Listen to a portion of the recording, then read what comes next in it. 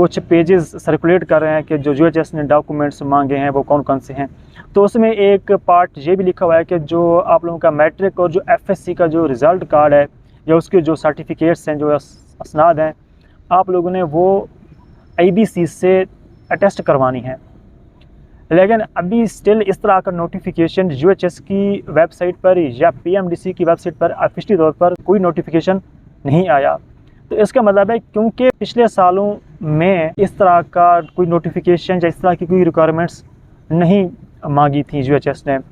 यानी कि जो आईबीसी से जो अटेस्टेशन का प्रोसेस है, ये एक ज़ाहिर सी बात है, ये एक थोड़ा सा एक आप समझ लेंगे कि लेंथी, समझ लें इसको, ज़्यादा लेंथी भी तो नहीं है लेकिन थोड़ा सा लेंथी है कि सबसे पहले आपका बोर्ड है, आपने वहाँ से वेरिफिकेशन करवानी होती है, फिर आप आईबीसीसी से अपॉइंटमेंट लेते हैं ऑनलाइन, उसके बाद फिर जब आप लोगों की बारी आती है तब आप इसको अटेस्ट करवाते हैं। तो मेरे ख्याल में ना हमने ये चीज़ करवाई थी, तो इस बार भी शायद मुझे तो नहीं लगता कि इस तरह का हो।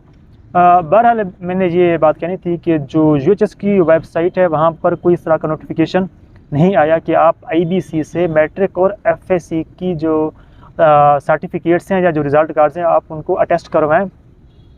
ये चीज़ें उनके लिए होती हैं, अब तक पिछले सालों तक जो होता आ रहा है, ये चीज़ें जो ए लेवल के जो स्टूडेंट्स होते हैं या जो इनकी तालीम दूसरे मुल्कों से होती है, जैसे ये कैम्ब्रिज हो गई या आईबी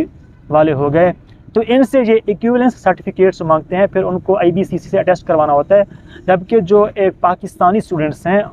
कभी आज तक उनके साथ ऐसा तो नहीं हुआ कि यूएचएस ने उनसे, जो पंजाब के स्टूडेंट्स हैं, अगर मैं यूएचएस की बात कर रहा हूँ, तो आईबीसीसी ने उनको कहा हो कि आप लोगों ने मैट्रिक और एफएससी का जो रिज़ल्ट कार्ड है उसको अटेस्ट करवा के लाएँ, अनटिल अनलेस अगर आप पाकिस्तान से बाहर मुल्क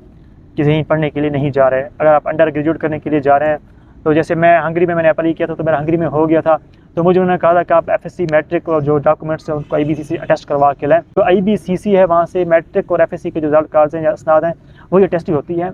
तो मेरे ख्याल में बहरहाल कोई इसका ऑफिशियल तौर पर नोटिफिकेशन नहीं आया, तो आप मिस करा सकते हैं।